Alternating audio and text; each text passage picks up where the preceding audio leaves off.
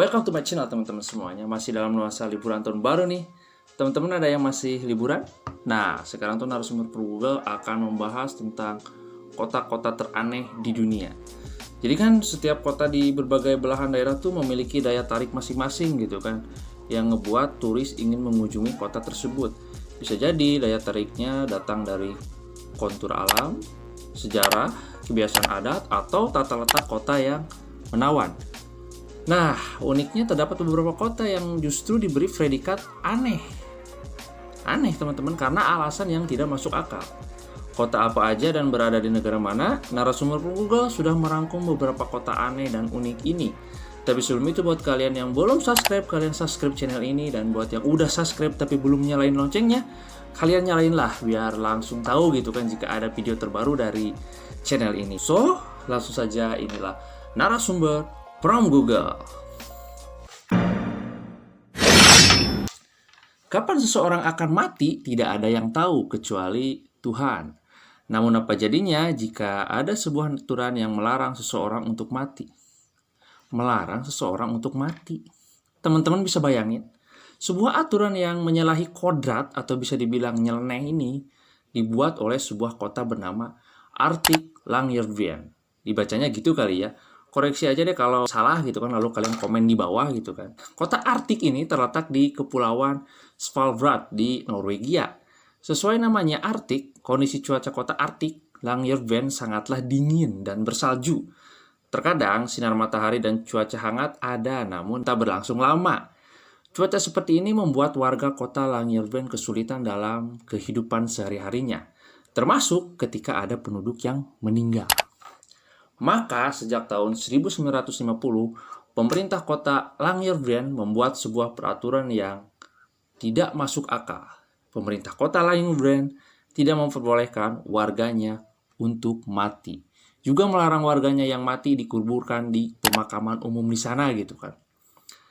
Peraturan ini bukan main-main atau lelucon belaka, tapi benar-benar ada dasar hukum dan undang-undangnya teman-teman.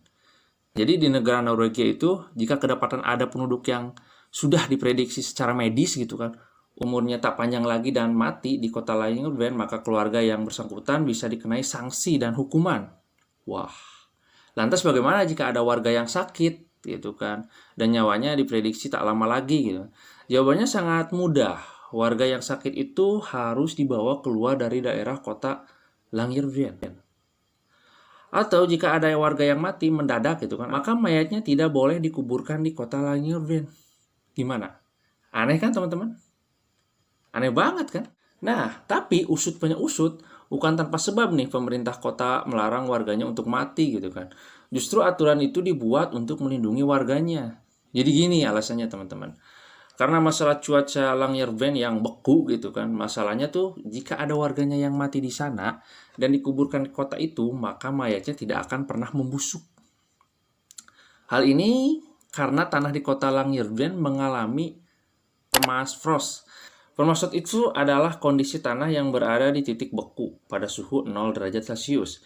Jadi teman-teman bisa bayangin jika sebujur mayat dikubur di tanah tersebut, malah tubuhnya seperti dimasukkan ke peti pendingin super yang akan mengawetkan gitu kan jasad gitu kan. Nah, titik masalahnya tuh di sini teman-teman, karena jasad yang terawetkan secara alami itu bisa menimbulkan bahaya bagi warga lainnya yang masih hidup. Lah, kok bahaya? Ya berbahaya karena virus yang mematikan gitu kan, yang berada di dalam jasad si mayat tetap hidup karena permafrost itu gitu kan. Ditakutkan jika suatu saat tanah di kota lain menjadi sedikit hangat, virus dan bakteri akan mencair menjadi wabah penyakit yang menyerang warga. Lebih buruk lagi jika penduduk yang mati itu memiliki riwayat penyakit seperti hepatitis atau penyakit menular lainnya. Bisa dibayangkan, wabah penyakit apa yang akan menyerang penduduk kota. Maka dari itu, jika ada penduduk yang mati di sana gitu kan, maka harus dikuburkan di tempat lain di luar kota Longyearbyen yang keadaan tanahnya relatif normal, agar proses pembusukannya tuh sempurna gitu kan. Jadi sampai sini teman-teman paham kan alasannya kenapa gitu kan. Jadi sekarang masih ilegal untuk mati di Longyearbyen untuk melindungi penduduk yang tinggal dari wabah penyakit mematikan gitu ya teman-teman. Next, kota berikutnya kita terbang ke Bulgaria. Ada kota Plovdiv. Di sana pengamen itu harus punya ijazah. Wah, pengamen punya ijazah gitu kan. Di kota Plovdiv, Bulgaria Tengah, pengamen nggak bisa sembarangan ngamen loh teman-teman. Di sana pengamen diharuskan memiliki ijazah diploma pendidikan musik. Gokil. Menurut Badan Penyiaran Nasional BNT, para musisi yang memiliki ijazah itu diizinkan bermain musik di jalan utama kota tersebut. Jadi pemerintah kota Plovdiv itu membagi kota tersebut ke dalam 3 zona untuk mengamen, gitu kan. Jalan tempat pembelajaran utama dan wilayah kota tua terbuka hanya untuk pemusik yang sudah memiliki kualifikasi yang udah the best lah. Sedangkan area kedua disediakan untuk mereka yang tidak memiliki ijazah resmi, tetapi mereka diizinkan ngamen di sana dengan syarat harus sudah pernah tampil di acara musik. Paling tidak mereka udah pernah ikut dalam kompetisi kayak semacam Indonesian Idol ataupun apalah gitu kan. Jadi nggak sembarangan orang bisa ngamen ya di lokasi yang strategis gitu kan. Kasihan dong pengamen-pengamen yang nggak punya skill, mereka nggak bisa cari uang gitu kan. Nah, untuk soal itu tenang aja. Pemerintah sudah menyiapkan tempat ketiga buat mereka gitu kan. Jadi zona yang ketiga itu adalah di luar kedua wilayah tersebut. Nah, baru para pengamen lain bisa mencari nafkah di kawasan ketiga itu gitu kan. Bukan tanpa sebab para pejabat mau mengatakan bahwa persyaratan ini sangat ketat. Para pejabat kota setempat hanya ingin memastikan bahwa para musisi cukup bagus untuk menghibur wisatawan dan warga setempat, kata Ketua Kebijakan Umum Dewan Kota Bulgaria, itu kan Georgi Marinov, gitu kan. Nah, itulah alasan pemerintah kota Plovdiv yang menganjurkan bahwa pengamen itu harus memiliki ijazah gitu kan. Jadi supaya menghibur para turis-turis yang masuk gitu kan.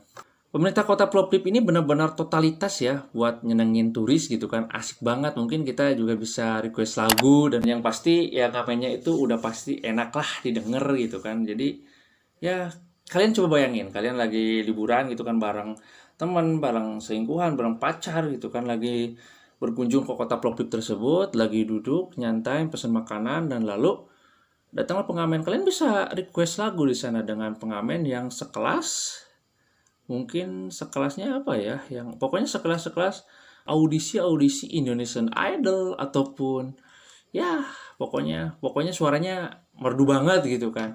Nah, itulah tujuan utama pemerintah tersebut memberikan peraturan yang seperti itu gitu kan. Next, kita terbang ke Spanyol, teman-teman.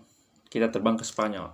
Di Spanyol ada sebuah kota yang unik dan eksotis, begitu menarik hati lah pokoknya. Dipahat dari batu, kota ini ada di dalam tebing. Namanya adalah Setenil de las Bodegas. Nama tersebut memiliki arti kota yang terhimpit batu. Benar saja, kota ini berada di tengah tebing basalt di provinsi Cadiz, daerah otonomi Andalusia. Karena dipahat dari batuan, sudah pasti kota ini berumur lebih lama dari yang lain. Menurut catatan sejarah, Setenil de las Bodegas sudah ada sejak zaman kekhalifahan Almohad pada abad ke-12. Namun banyak yang percaya kalau kota tebing ini sudah ditinggali oleh manusia sejak 25.000 tahun yang lalu. Sayang, banyak banget bukti yang terhapus karena kota ini terus berganti kekuasaan gitu kan. Konon teman-teman, pada abad pertama Masehi, Setenil de las Bodegas ini pernah diduduki pasukan Roma karena ada sebuah invasi. Ada yang menyebutkan bahwa nama Setenil berasal dari frasa Latin Romawi, yakni Septenia, yang memiliki keterkaitan dengan invasi yang dilakukan. Kemudian ada yang bilang kalau kota ini pernah jadi benteng saat dikuasai oleh bangsa Moor. Jadi kan sebuah kota yang dihimpit tebing gitu kan. Jadi ini pernah jadi benteng saat dikuasai oleh bangsa Moor, yaitu penduduk Arab yang tinggal di Spanyol. Sementara saat pasukan Katolik dari Spanyol menyerang, kota dialihkan kembali jadi pemukiman penduduk. Kota ini kompak dicat berwarna putih. Ini kenapa Setenil de las Bodegas dijuluki Pueblos Blancos atau kota putih. Wah, banyak sekali julukan dari kota ini ya teman-teman. Nah, sudah mengenal sedikit tentang masa lalu Setenil, mari kita masuk pada keunikan kotanya. Jadi, kota putih ini hanya punya 2 jalan teman-teman, Sun Street dan Side Street. Sun Street adalah jalan di area terluar kota yang menyuguhkan pemandangan di luar tebing. Nama ini diberikan karena artinya jalan ini masih kena cahaya matahari, jadi masih terkena cahaya matahari, teman-teman. Sebaliknya dengan side street, kawasan jalan ini ada di dalam kota dan kebanyakan nggak kesinari matahari gitu kan. Bagaimana mau kesinari matahari, rumah-rumahnya saja dihimpit oleh bebatuan gitu kan, bisa dibilang atapnya gitu kan, atap dari kota ini ya batu gitu kan teman, batu. Kota ini mengadopsi cara hidup orang yang tinggal di dalam tanah atau di dalam gua gitu kan. Saat musim panas, hawanya tidak terlalu panas. Begitu pula saat musim dingin, hawanya tidak terlalu dingin gitu kan, atau tidak terlalu beku gitu kan. Sateni Las Bodegas ini kini populer loh sebagai kota wisata, teman-teman. Di area Sun Street-nya dipenuhi kafe dan restoran. Jadi gimana nih teman-teman, tertarik buat liburan ke sini? Oke, next kita terbang ke Indonesia. Jadi kita ke negeri sendiri gitu kan. Ada Gili Iyang, si pulau oksigen di Madura, Provinsi Jawa Timur, Kabupaten Sumeneb, yang mempunyai kadar udara terbaik nomor 2 di dunia. Keren kan teman-teman? Ini berada di Indonesia loh. Jadi oksigen itu memang gas yang sangat vital dibutuhkan oleh tubuh gitu kan. Oksigen dibutuhkan untuk membakar zat makanan atau cadangan makanan untuk memperoleh energi bagi kehidupan semua sel tubuh. Kebutuhan akan oksigen ini harus dalam kadar yang tepat, tidak boleh kurang, juga tidak boleh berlebih gitu kan. Jadi di Gili Iyang tuh merupakan tempat terbaik merasakan kesegaran udara di Indonesia. Kadar oksigennya 20,9% melebihi daerah lainnya. Wow. Dikutip dari Indonesia Go ID, Air Visual, sebuah aplikasi pencatat kualitas udara, kemudian menempatkan Air Quality Index atau AQI, Gili Iyang hanya satu tingkat di bawah kadar oksigen di Laut Mati, Zordania. Jadi kedua daerah ini kemudian dinobatkan sebagai daerah dengan kadar oksigen terbaik di dunia. Dan Gili Iyang itu berada di posisi nomor 2 gitu kan. Gili Iyang berada di bagian timur Sumeneb, yang dikenal dengan nama Pulau Oksigen. Pulau ini masuk dalam wilayah administrasi Kecamatan Dungkak. Di Gili Iyang, tempat untuk menikmati oksigen terbaik ada di titik oksigen di Desa Bancamara, yang letaknya sekitar 10 menit berkendara dari dermaga itu kan. Penandanya mudah saja karena terdapat pelang titik oksigen yang menunjuk ke sebuah lahan berpagar bambu dengan luas tak lebih dari 200 meter persegi. Ketika masuk, kita diminta mengisi buku tamu dan membayar semacam retribusi kas desa seikhlasnya teman-teman. Ada sekitar 10 gazebo untuk sekedar duduk dan beristirahat gitu kan, sambil menikmati kesegaran udara serta sudah disediakan bangunan toilet yang cukup bersih gitu kan di sana tuh. Jadi kalian bisa ke sana gitu kan untuk menghirup-hirup udara segar lah di sana. Karena kualitas udaranya yang bersih yang hadir sepanjang masa tersebut membuat harapan hidup warganya juga ikut terjaga. Di mana di pulau ini tak sulit menjumpai warga yang telah berusia di atas 90 tahun bahkan 100 tahun dalam kondisi tubuh masih segar bugar dan tidak mengalami gangguan apapun gitu kan. Mereka masih berkegiatan seperti biasa, seperti pergi ke ladang atau beribadah ke musola atau masjid terdekat. Jadi karena efek oksigen yang terbaik, warga di sana tuh menjadi panjang umur gitu kan. Dan jika teman-teman pengen nginap, kalian bisa bernegosiasi dengan para warga di sana untuk menginap di rumah para warga tersebut. Jadi gimana nih teman-teman? Berhubung ini masih suasana liburan tahun baru gitu kan, barangkali teman-teman ada yang minat buat berlibur ke sana?